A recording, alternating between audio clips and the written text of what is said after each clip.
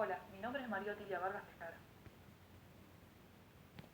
Hola, mi nombre es Joana González y el tema que vamos a tratar se llama Implicancias del método en la construcción del conocimiento a partir de la investigación y exploración del pensamiento infantil. Corresponde al eje 2, denominado Aspectos metodológicos de la psicología genética para la investigación y exploración del pensamiento infantil. Y lo que queremos abordar en esta exposición son principalmente los aspectos del método clínico crítico, fundado por el epistemólogo francés Jean Piaget, a propósito de ciertas investigaciones en niños y niñas. Para comprender cómo se emplea este método en una investigación, tomaremos como ejemplo un experimento sobre la noción de conservación de la sustancia y analizaremos aspectos centrales a los que remite, tales como los esquemas y sus tipos, principalmente los esquemas operacionales, ya que nos permiten hablar y abordar del desarrollo teórico que hace Piaget en torno a las operaciones concretas, basado en sucesivas investigaciones sobre el pensamiento infantil. ¿Qué es el conocimiento en sí? ¿Cómo se pasa de un estado de menor conocimiento a un estado de mayor conocimiento? Es a partir de dichos interrogantes que Piaget se encuentra en la necesidad de fundar un método capaz de responder a estos cuestionamientos epistemológicos. No obstante, las cuestiones vinculadas al conocimiento que derivaron en el método son anteriores a Piaget y tienen su génesis desde la antigua Grecia en las preguntas por el conocimiento de Platón. Así como también hay una cierta sucesión entre el método clínico, así como también hay una sucesión entre el método socrático y el método clínico crítico. Sin embargo, cabe aclarar que la mayéutica utilizada por Sócrates y por Platón se diferencia del método clínico crítico, ya que no busca saber qué es lo que piensa el sujeto. En segundo lugar, tenemos el aporte de Aristóteles, que establece un cuadro de categorías del entendimiento utilizando el método de abstracción empírico-lógico, que es también profundizado por el método clínico crítico. En tercer lugar, a partir del aporte metodológico de Kant, desde el análisis regresivo deductivo, que plantea, remontando desde los juicios científicos, la existencia de formas de sensibilidad humana y de categorías de entendimiento que son condición de posibilidad de la experiencia y de los conocimientos objetivos ya de alcance universal, se genera un acercamiento a la respuesta por los cuestionamientos epistemológicos al entender que toda aprehensión de lo real pasa esencialmente por la asimilación de sus datos. No obstante, a partir de la evolución de la ciencia, se pone en jaque la tesis kantiana al aparecer disciplinas difícilmente asimilables por la sensibilidad humana. En cuarto lugar, y como una salida alternativa, se presenta la visión histórico-crítica llevada adelante por Cassirer y Meyerson, entre otros, dándole prioridad a la historia de las ciencias en la tarea de responder a la cuestión de la significación, el origen y el valor de los conocimientos científicos. No obstante, siendo contemporáneo esta última escuela, Piaget no se ve inducido por esta, ya que considera que toda reconstrucción histórica es subjetiva en la interpretación que da. Por el contrario, aplica su conocimiento naturalista en un método que permita dar respuestas objetivas. Para ello, Piaget, propiciado por las exigencias metodológicas, incorpora aportes de la psicología genética sobre la base del método clínico en la aplicación de la observación directa y el diálogo clínico, al tiempo que lleva un control experimental riguroso como una alternativa a las dicotomías y a los reduccionismos de la psicología del desarrollo. Obviamente, por vía de pruebas de razonamiento en niños, logra una articulación entre la epistemología histórico-crítica y la biología de la evolución, teniendo como síntesis una tesis dialéctica que sería la base en el método por su comprensión de la relación sujeto-objeto.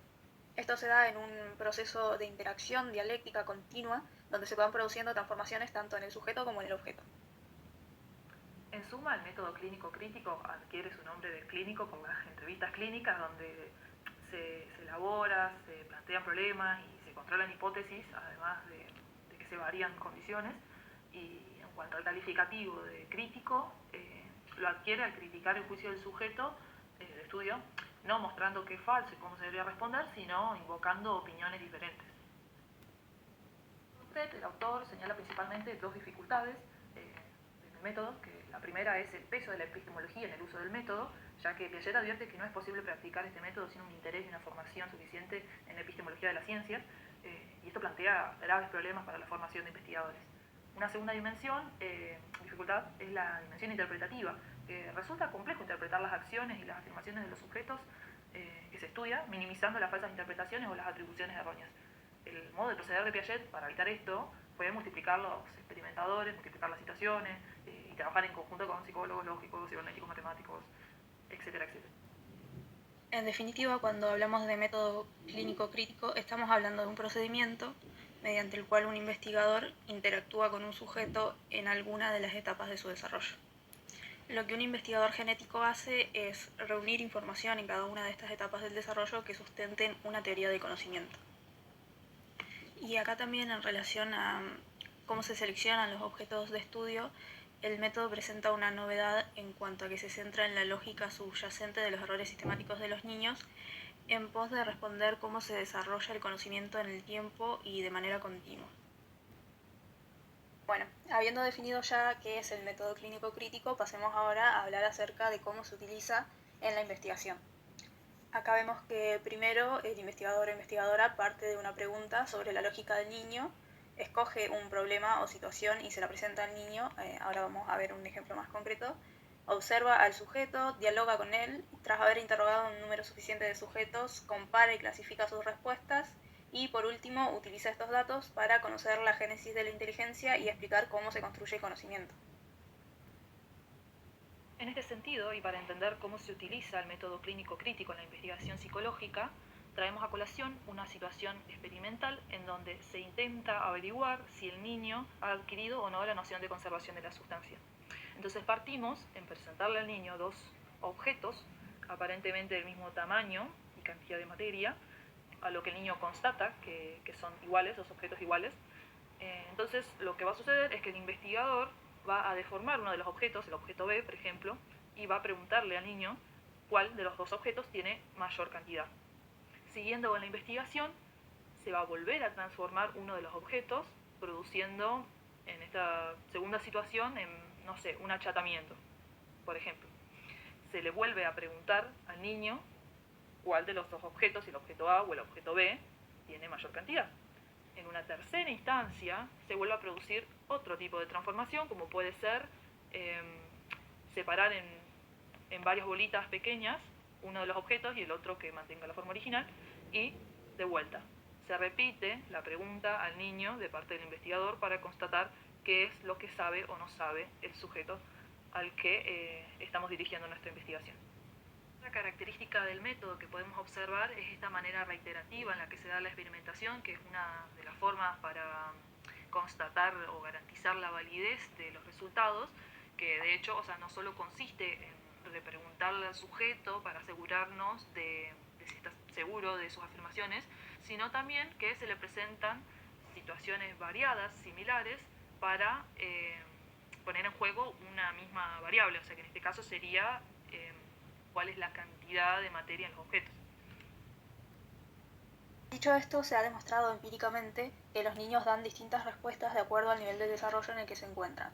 Por ejemplo, si hablamos de un niño en la etapa preoperatoria, ellos tienden a ver más cantidad de materia en alguno de los dos objetos.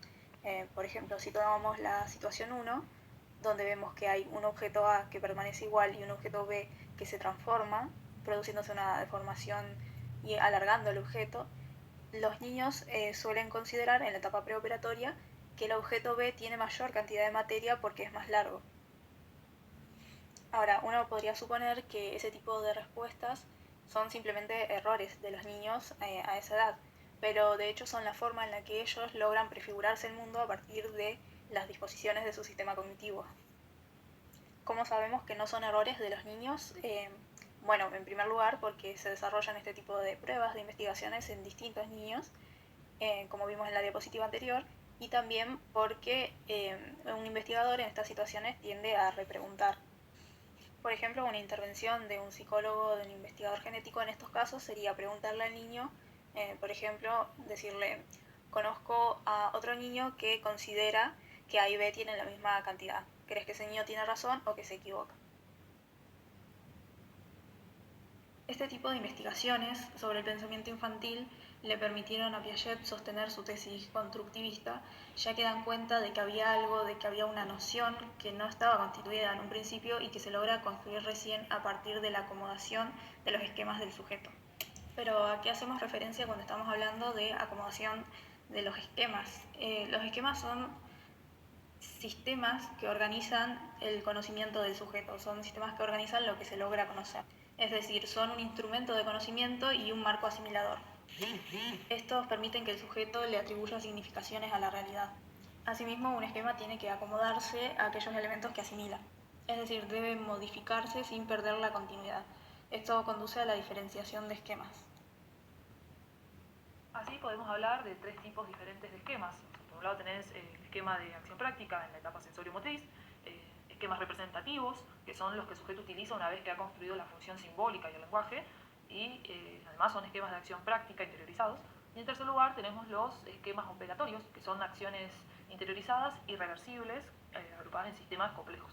Con respecto a la noción de conservación, una vez que se logra construir, se trata de una acción interiorizada y irreversible, ya que lo que el niño comprende es que las transformaciones que se reducen al objeto pueden realizarse también en el sentido contrario, es decir, si se deforma una bolita de plastilina haciendo la salchicha, se puede transformar nuevamente en bolita haciendo o volviendo al punto inicial. Resulta entonces evidente para ellos que los objetos A y B tienen la misma cantidad de sustancia, ¿no? La conservación es entonces lo que Piaget define como una operación y evidencia la existencia de esquemas operatorios. Sin embargo, se trata de operaciones concretas, todavía no formales, ya que siempre están ligadas a la acción. Interesante que se logró descubrir a través de las sucesivas investigaciones sobre el pensamiento infantil fue que las operaciones concretas, tales como la conservación, aun cuando están ya constituidas para una determinada noción, pueden no estarlo para otras. Por ejemplo, un niño puede haber construido ya la noción de conservación de la materia o de la sustancia, pero aún así no puede llevar ese mismo razonamiento hacia la conservación del peso o del volumen. Si volvemos a la situación 1 del experimento de conservación, Piaget nos va a decir que a partir de los 7 u 8 años el niño o la niña puede reconocer que la materia se conserva. Si se le pregunta cuál de los dos objetos tienen más cantidad, si la bolita o si la salchicha, responderá que ambos tienen lo mismo. Ahora, si le preguntamos a ese mismo niño o niña cuál de los dos objetos tiene mayor peso, la respuesta va a ser distinta. Va a responder que la bolita tiene más peso porque la salchicha es más delgada. Aun cuando ya construyó la noción de conservación de la materia, no puede aplicar ese mismo razonamiento a la conservación del peso hasta al menos los 9 o 10 años. Y una vez que ya construyen esa noción de conservación del peso, tardan en construir la del volumen hasta al menos los 11 o 12 años. Cabe aclarar aquí que cuando hablamos de edades son aproximadas, o sea, no quiere decir que el desarrollo suceda en etapas tan estrictamente secuenciadas. Sin embargo, graficar el proceso de esta manera nos sirve para hacer mención a otra de las tesis fundamentales de Piaget, que es que todo estado de conocimiento deviene de un estado de conocimiento anterior. Y aquí podemos observarlo concretamente en esta situación experimental. Es así como la investigación nos permite comprender en profundidad el proceso de construcción de conocimiento a partir del pensamiento infantil, aplicando el método clínico crítico que devela los mecanismos subyacentes en todo el desarrollo cognitivo. A modo de conclusión, podemos decir que Piaget va a estudiar a los niños y niñas en base a los problemas epistemológicos a los que él pretendía darles una respuesta desde un posicionamiento constructivista. Y es en esa búsqueda por comprender el pensamiento infantil en sus distintas etapas de desarrollo que Piaget recurre a la psicología como una herramienta de investigación y como una forma de darle sustento a su teoría, como lo vimos en el ejemplo de conservación de la sustancia, donde se evidencia la existencia de esquemas o de operaciones concretas, por ejemplo. Justamente desde esta psicología genética que se desarrolla el método clínico crítico, que abordamos en esta presentación, y que si bien fue pensado con fines epistemológicos, llegó a tener implicancias en la psicología, en la pedagogía y en la educación también.